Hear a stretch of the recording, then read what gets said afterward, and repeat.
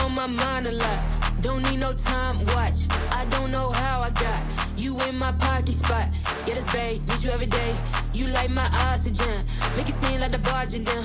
Got my heart no barging in. From the bed to the floor to the couch. Might wake the neighbors up. Break you in, then break you out. In the end, we're gonna make it. Dionna, welcome back to All Time High. We've got another episode today, and we have a special guest. I'll introduce him a little bit later. Not in person. We'll bring special guests later in person, but we're going to start with our first virtual guest, and we're going to have a little bit of fun with it. But first up, let's take a look at where we are in our pace towards that all-time high. And so when I share the screen, we can see that we're in an interesting space. We're up 0.24% over the previous day. So that's 1.55 trillion. And the one thing that I noticed, there's a lot of things flashing on the screen, but up here in the upper right, you don't usually see the fear and greed index at a neutral spot, 50-50. But this is right in the middle. What is your take on that? Yeah, I mean, I know usually you see the greed probably taking over. I think it's in between. I think people don't know what the industry is going to do. They don't know what the market's going to do. So part of them wants to cash in and part of them's a little nervous too. I mean, we thought that this Bitcoin ETF was going to skyrocket things. And it's not to say that it won't, just hasn't happened yet. And so people are on that in between. Do we sell? Do we not sell? I mean, we know what BlackRock's taken profits. Yeah, they've done well. And this kind of brings us, if you want me to go straight to our special guest, I will. Oh my God. Yeah, go ahead. Roll with it. By way of Davos, we've got what's now going to be a classic interview with Jamie Dimon. And so let me go ahead and bring that particular interview up. And as I move to share this particular piece of the puzzle, let's just listen, and then you and I can break it down somewhere in the middle of this deal. But I do want listeners to notice one thing, how much he is smiling. Is there anything you want people to take a look at to start out, or roll that fabulous footage? We just roll that fabulous footage. You got it. Here we go. This ETF was approved just about a week ago now. And I think a lot of people are trying to understand what it ultimately means. JP Morgan, I imagine if you were a client of JP Morgan, you could call your broker and say, get me some of this ETF. Mm-hmm. What are you telling your brokers to tell them back when they make the call? Yeah. So this is an important thing. This is the last time I've ever covered this in CNBC. Okay, so help me God. Blockchain is real. It's a technology. We use it. It's going to move money. It's going to move data. It's efficient. We've been talking about that for 12 years too, and it's very small. Okay, so I think we've wasted too many words in that. Cryptocurrencies, there are two types. There's a cryptocurrency which might actually do something. Think of a cryptocurrency as an embedded smart contract in it, and then we can use it, buy and sell real estate, and move data. That may have value. The idea of tokenizing. Tokenizing things that you do something with. And then there's one which does nothing. I call it the pet rock, the Bitcoin or something like that. And so on the Bitcoin, there's, first of all, and I'm not trying to make a joke here. There are use cases, AML, fraud, anti-money laundering, tax avoidance, sex trafficking. Those are real use cases. And you see it being used for hundreds, maybe 50, $100 billion a year for that. That is the end use case. Everything else is people train among themselves. So speculate. Now my last statement, the last time I ever talk about Bitcoin is I defend your right to do Bitcoin. I think, it's okay. I don't want to tell you what to do. So my personal advice would be don't get involved, but I don't want to tell any one of you what to do. It's a free country. What do you make of the other firms, the BlackRocks of the world that obviously, and Larry Fink changed his view of this, obviously. Yeah. And maybe he changed his view because you think he genuinely believes in Bitcoin, or believes it because he thinks that there's a marketplace for it.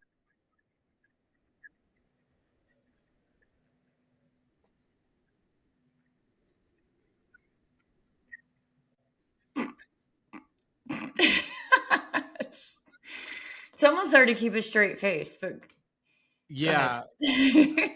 Wow, there's a lot to unpack, and I let it run a little bit long, but we kind of took it through its course. Anything you want to start with to kind of look at what is right below the surface there? Yeah, I feel like all the use cases he named off were the reason how he uses it. That's what Jamie Dimon does with Bitcoin. Yeah, there you go. He seemed well versed in that. Yeah. Yeah, JP Morgan. I mean, by the way, all the things that are mentioned there are also things that are done with cash, Yep. but he didn't mention that. Yes. And I just keep getting struck by my spidey senses. He is like laughing at himself as he says these things. He's charmer. He's Yeah. charmed. But when you start charming yourself and you start believing the book that you're representing, it's time to be careful. And then did you notice at the end about the 12 other ETFs that were approved and his take on what they did? Yeah. They I mean, honestly, it's like you say, watch what they do and not what they say, right? And he's okay. So he is the CEO of JP Morgan, right? Chase, and so it is the largest bank in America, if not the world. So of course he has to have a position against Bitcoin. It's a direct threat to the dollar, which is what his entire business is built on. But it's comical that he's laughing at, I don't care about the Bitcoin ETFs. Okay, because I mean, aren't you? Chase is in it. Chase is funding, like they're partners with the Bitcoin ETF. So it's ironic that, he says one thing and then he does something completely different. Yeah. And with institutional investing, they talk about talking your book. And it seems like at this point, he's talking his book and trying to move the market. And he's done it before. I mean, he's received, probably millions of dollars in fines for things that he has said. But the organization has made billions of dollars of money. So when you look at the consequence and the weighted ratio of what it is that they say versus what it is that they do, they're talking their book. And I think he's just beside himself that this thing has gotten this big. Yeah. And that in an interesting way, though, if you remember back or if you rewind and look at it, he talks about a very viable aspect of blockchain. And that's because they are working on this, right? Yeah. He's not dismissing the technology. No. He just, I think they have a coin. There's a JP Morgan coin. So how could you? So cryptocurrency is a horrible thing. Go get the JP Morgan coin. Like that just doesn't even make sense to me. You either support it or you don't support it. Again, he takes that position. He has to. He's Jamie Dimon. He's against it. He says he's against it, but his actions show that he embraces it. He embraces it more than he lets people know. Well, yeah, sure. If he can make money off it for him and his company, he will. And he'll say anything. They've proven that in the past. He's, we don't talk about anything but the island, right? And yep, island. they went to the island quite often. And what happened in that dynamic, they deleted all the emails when they were asked to deliver them. And for good reason, or for bad reasons. I don't even know the answer to the question, but I know that there's a problem with the behavior. And so what happened? They got fined millions of dollars. And so what's the big deal of getting fined millions when you got that? Billions. Yeah, you're making billions. So it's not even, well, so on the caveat on the island, it was also JP Morgan that paid the money that went to the victims. They got paid from JP Morgan. So something was there, right? And then it's funny that he's like, oh, the use case is anti-money laundering and sex trafficking. And JP Morgan has been fined for those things as well. So it's kind of like the pot calling the kettle black. And they're just mad that somebody found a way to launch something that they couldn't capitalize on, and they have to trash it because it's a direct threat to their business. Yeah, like you said, they're trying to reinvent it, and it's JP Morgan. But let's talk about trust issues for a second. Like if the idea is that each bank is going to issue its coin to exchange monies back and forth from other banks, aren't we kind of back at where we started with 3-day settlement tracks and ACH and I hope not. There's got to be, and this is some of the beauty potentially of cryptocurrency, is that there can be an intermediary that can solve for this interbanking problem. Yeah. Right? Well, I mean, the whole point of crypto is to eliminate banks. What do we need banks for? I mean, we need them for what? They forced us into needing them, but we don't need them. We can custody our own money. We can pass our money back and forth. We can do loans from each other. Like there's an entire economy that's been built on crypto because we have learned we cannot trust banks and we can't trust at times governments to make sure that banks are doing the right thing. All right. So this is where you and I differ a little bit. You're ready for the revolution. I am. Bring it. I know. I can tell. You're like, Bring it. Let's go. Bring it. And I'm more ready for the evolution because it's like, don't we see, to me, is like the incrementality of can't we just take this one step further and use the technology to make it faster and cheaper? And yes, yeah, but it's not at the banks. It's not to the banks. It doesn't help the banks if we do that. You have to understand that. Like the longer they can hold our money, the more they can do with it. So it's in their interest, not our interest, which is why banks don't work for us. They work for themselves. See, but I think they work for the government. And herein lies my evolution versus revolution part. Like we don't like it when we get taxed too much. Look at the Boston Tea Party. That happened because from a remote, not connected location, we had Great Britain that was still willing and wanting to tax us. And we said, maybe that's not going to work out, right? We said, we're going to go do this thing on our own. And so you do have a dynamic where people are going out and because of the capabilities of the technologies and because it can reach all across the world, you could go out and do things on your own. I'm not saying that that's not distinctly possible, but you're ready. I am. Oh, so I haven't told you this. This actually fits perfect. Right. So I went to Canada last weekend, right, to watch the UFC fights because one of the fighters I used to manage actually fought for the belt. And we were getting ready to leave Friday morning, and I woke up to Chase deleted my bank account. Like they didn't tell me why. They didn't have my money. They couldn't tell me how to get my money. And it was so frustrating because I'm leaving the country and they deleted my bank account. No notice, no nothing. And they say, we reserve the right to do that. And it was a joint account with my husband, right? So we both still have our personals. They didn't delete everything. You know what I mean? It wasn't in the negative. There hasn't been any fraud. Like I, honest to God, I have no idea why they deleted it and they won't tell me and they don't have to. Isn't that ridiculous? Well, yeah. Let me help. Let's try to understand a little bit more about this. You're going to a foreign country. Yes. No. Yep. And so I was going to Canada. On your way, literally as you cross borders per se, like in flight to whatever city, Toronto, Calgary. No, wherever. I woke up that morning. I woke up. I was like, you're taking the flight. Yep. I'm looking at, I wake up, I'm looking at my bank account and I'm like, it's not there. Like it just wasn't there. It was just gone. Like couldn't log in kind of situation. No, I could log in. I could see my other accounts. Okay. So at this bank, you may have multiple accounts. One of the 2 or 3 or 4 is gone. There is no monetary amount. It isn't that the account exists and the number is 0. It's that it's absolutely erased. Yeah. There was no account. It did not say 0. It said it was the oddest thing. I've never seen anything like it. And actually my friend sent me an article that in Oklahoma, they had to get involved. The news got involved because Chase did it to 2 other people and they had to run around trying to find over $13,000. Now I was lucky. This particular account only had $1,000 in it, but it was $1,000 that now I have to run around and try to figure out where it's at and find it and hopefully get it back. But this is where we're at their mercy. We're at their mercy. Well, and it's frustrating. So did you remedy was there a remedy at all? No. Or did you kind of let it go? No, there's I can't get to it. Nobody will tell me. Like I've looked through everything to see if I got a notice and they say, hey, we go through the banks and we reserve the right to delete it when we want to. No, I got you. Like, hey, you'll love this one. This is not the same thing, but when you pick it up and look at it, it's right next door. So I order this gift for my mom through eBay. And so I pay for it, send it, do the tracking, shipping or whatnot. And so at the end of the day, it's a little helmet. You see the football helmets. It's like a family thing. And the USPS sends a notice to me that it arrived in her mailbox January 12th.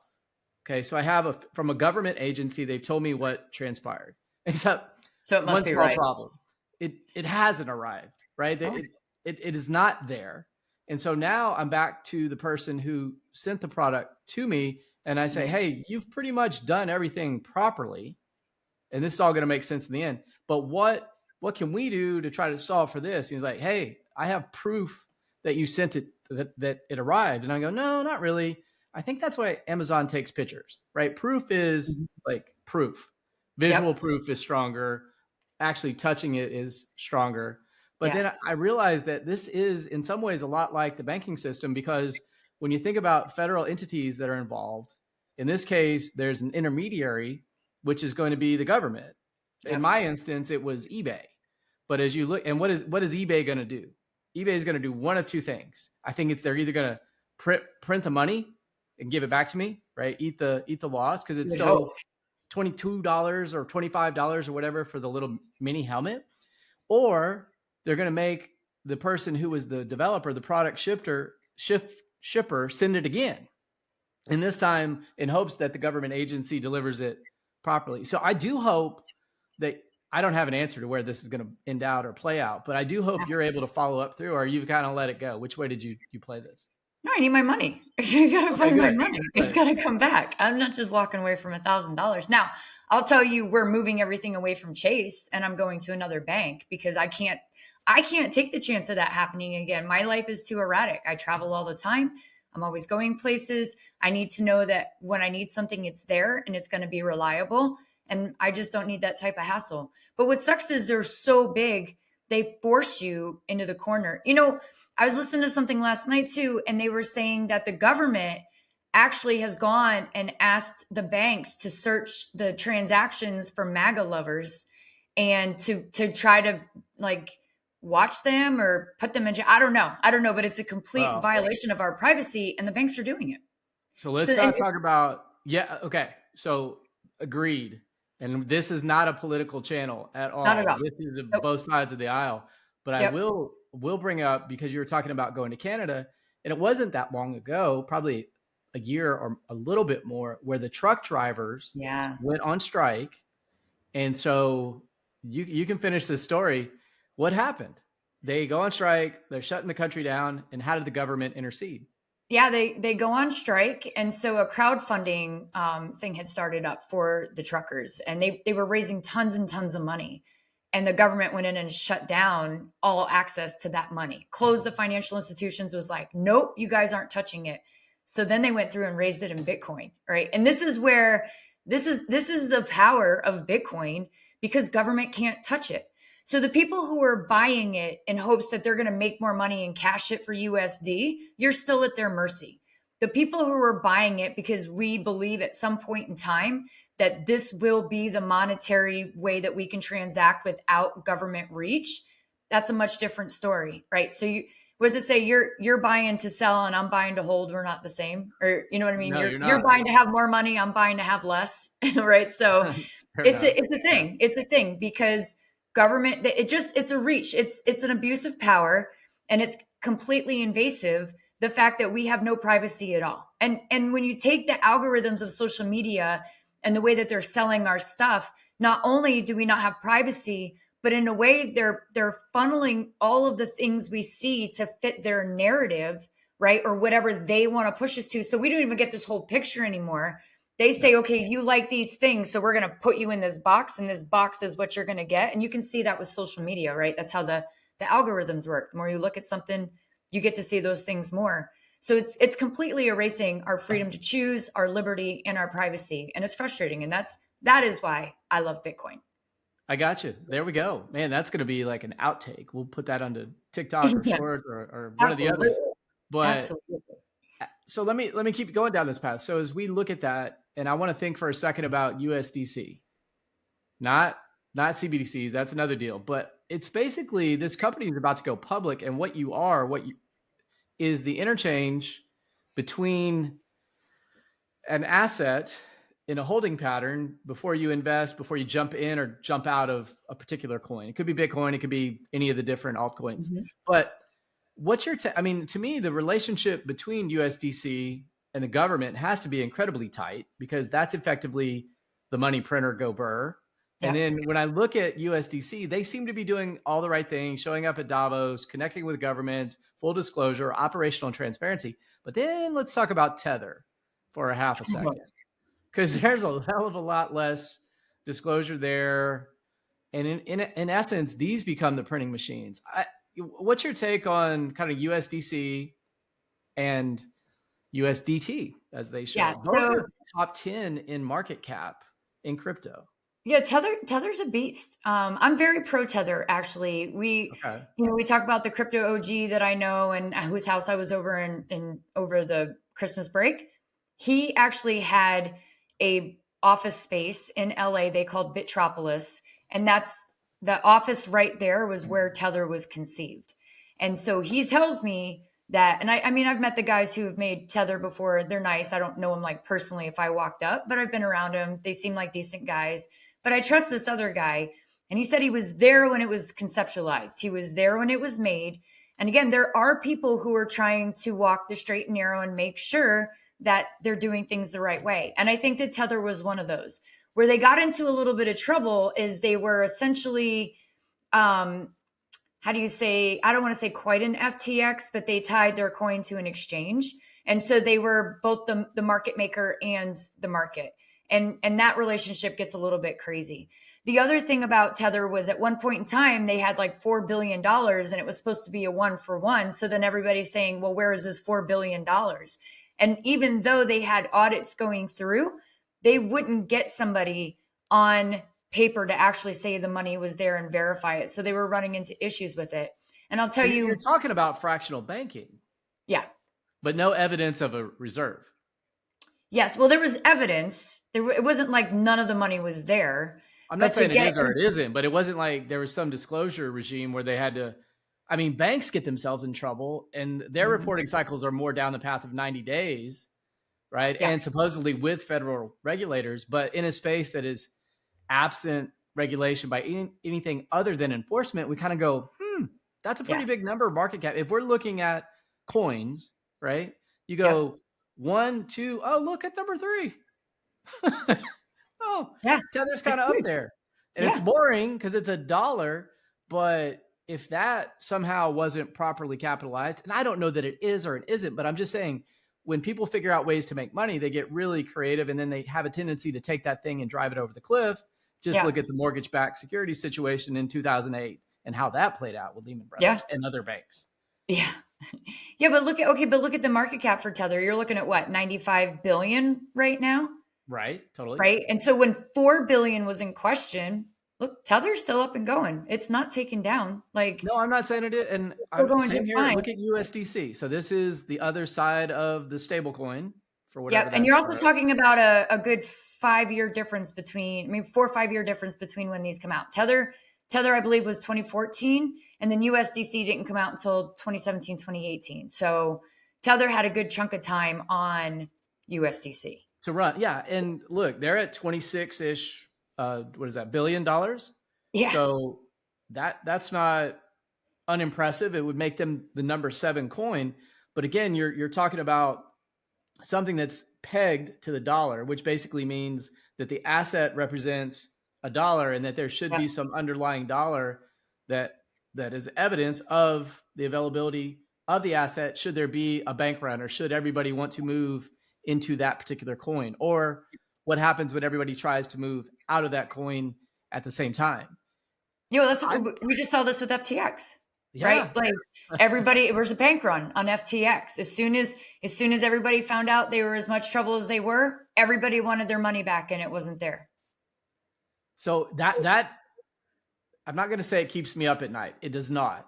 But as I look and as these numbers build in this critical part of the infrastructure and with very little to no governance around it, I wonder if that would be a tremendous domino to fall if it did indeed not have the assets backed properly. I don't know that they do or they don't. I'm just saying, knowing what I know about finance institutions and the desire, the greed associated with capitalism, with who among us would be surprised? So I say that to say it's a diversified portfolio is also a better way in my mind to play this game, even if you're moving in or out of those two locations. And I'm not saying it is better, but it seems like USDC is working more with regulators. To some people that may be attractive, to other people that may be unattractive. So I offer forth that in a very neutral manner. Well, you know who made USDC? Was it Jeremy Allaire? No? Well, with the company. Okay. No, Circle. I don't. Okay. Yes. Circle. Yeah. So USDC is from Circle, right? Which is another exchange. And they toe the line just like Coinbase does for the US.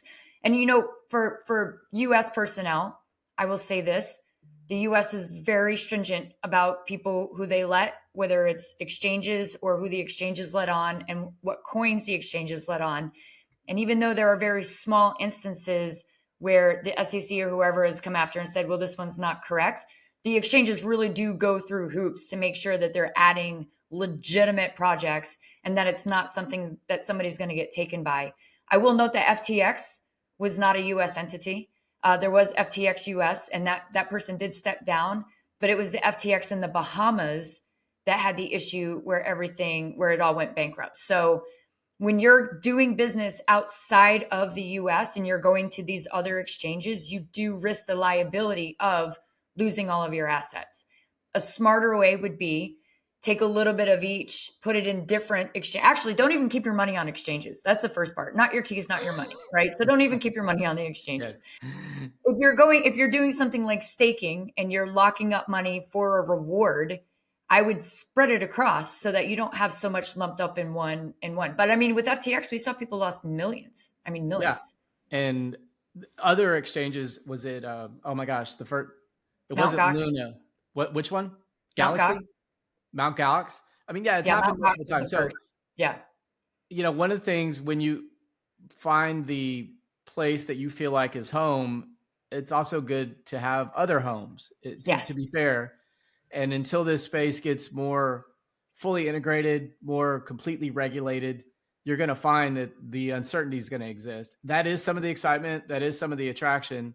But what we share are lessons of experience. I don't know if you've been caught up in one of those, but certainly I know people that have. And bankruptcy, when it's not your money, is not a fun thing. You're in line with all the other creditors waiting to see if your asset is going to be provided back to you. And there's nobody really advocating for you. There may be other creditors that are being advocated for by high-priced attorneys, and they're going to get their chunk of change first. Yeah. Most often, not always, but most often. Yeah, I will say, not that I'm endorsing one application over another, but exchanges that I would use and that I know personally, I know Kraken, I know Shapeshift, I know Coinbase and Circle. I think those four I would feel very comfortable saying are the more reliable ones. And then the Edge wallet, I know the guy who does the Edge wallet as well. And those are products that I have a lot of confidence in. I'm not endorsing one over another. Right. I am saying, though, if somebody is struggling, like do your research and figure it out. Those are the ones that I would do business with. And by the way, there are no paid promotional items here yet. I mean, who knows? We reserve the right to do that, or at least to review a product if somebody would like us to consider that. But at this point, this is all just experiential conversation. All right. So I wasn't going to go here, but I got to go here now. Do it. The number 4 coin, right? For people, the number 4 coin, because you dance all around it. It's right there. Elephant in the room. You got Tether. I like CZ. I like Binance. I know a lot of people and there's have Binance US, which is different than Binance. It's like, if you think about Toyota, the entity, then there's Toyota Motor Sales USA. Yep. So there are different things that are set up for different jurisdictions. Binance US is set up for that particular US jurisdiction. But again, I've got this as the number 4 market cap. Who even knows what it does? I mean, what does it do, Dionna? I don't know. I just look at it and I go, oh, it's CZ's coin. What? I mean, isn't that what got us into trouble with FTX anyway? Yeah, well, the trouble with FTX was they inflated their numbers and they spent customers' funds, right? So Binance is not FTX because CZ, I mean, he did get in trouble. He got some SEC fines. He's not in jail, right? And Binance is still going. So he's taken the scrutiny. He went under fire, and he's still operational. The people come out with coins because they're utility coins, right? So BNB actually operates like Ethereum, and you can it's a smart contract thing, and you pay BNB on the things that you do just like you do Ethereum. It's not that different. All right. Well, I'm going to press harder on that later because I think there's something there, and it's such a large element of the market cap that we're looking to grow and build. But let's go one last place to finish us out. You started talking about Ethereum. We just got through the spot Bitcoin ETF. And so lo and behold, we are on and off to the next thing. Yep, coming in March. Wow. So, or not March, coming after March. BlackRock doesn't play. They get what they got, and they're on to the next thing. Yeah, by the way, this is something that Jamie Dimon says everybody should stay away from. That's why BlackRock is pursuing it so aggressively. Oh, look, and Fidelity did the same thing, but theirs is delayed as well. Yeah. And I mean, I anticipate the same thing. Probably you're going to see a big run up on, as the news happens, you'll see a run up on ETH. And then once the news happens, you'll see a sell off, and then hopefully I don't know if it'll follow like gold. Hopefully it does. But it's interesting though that, I don't know, an ETH ETF, ETH is an interesting coin just because of its dual capabilities, right? Kind of like BNB. So yeah, it'll be interesting to see how it plays out. Well, it's also an interesting coin given ETHgate, which there's a lot to unpack there. That's probably another episode. That's probably a multi-episode kind of special edition that we'll dig into at some point in the future. But today, Dionna, thank you for joining me. It's always fun to talk about all-time high. Can't wait to see it until the next episode. Bye. You on my mind a lot. Don't need no time watch. I don't know how I got